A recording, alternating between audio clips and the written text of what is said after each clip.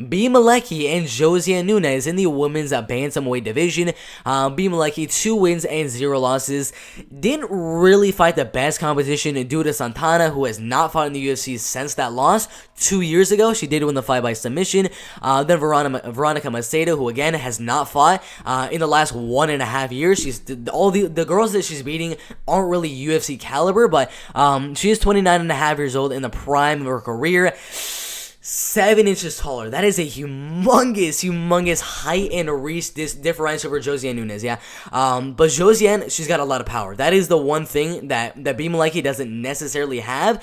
Malecki doesn't have that knockout power, especially that Josiane Nunes does have. It was 7 wins and 1 loss. Second knockout win. I mean, a lot of second knockout wins right here, but 6 knockout wins and 1 decision win right there. Got a lot of power, and the thing, sorry about that. The thing she's gonna be trying to do in the fight is just close the distance, because I mean, 5'2", 5'9", 74-inch reach. I'm assuming like a 68-inch reach.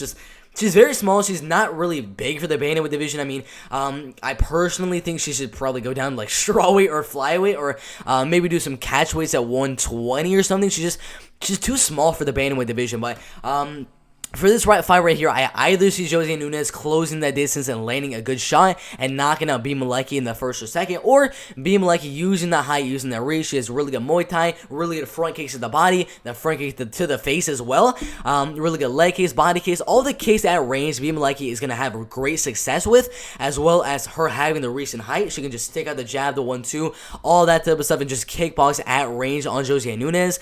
And Josiane, all she can really do is just keep on coming to the inside, to the inside, and just throw in power and look for the knockout. But I do think that Malecki, I mean, I don't necessarily think either fighter is UFC caliber. I think more Malecki is UFC caliber, because Josiane Nunes pretty much only has the power. That is pretty much it. But Malecki, I think, is going to go out there, keep the fight at range, use the kicks.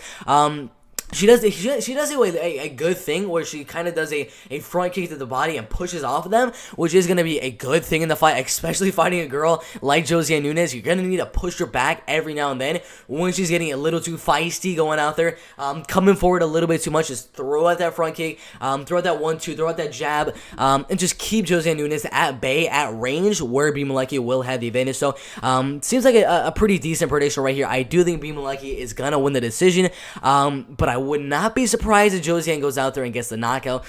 It is definitely possible, but I do think Malecki keeps the fight at range and wins the fight by a decision.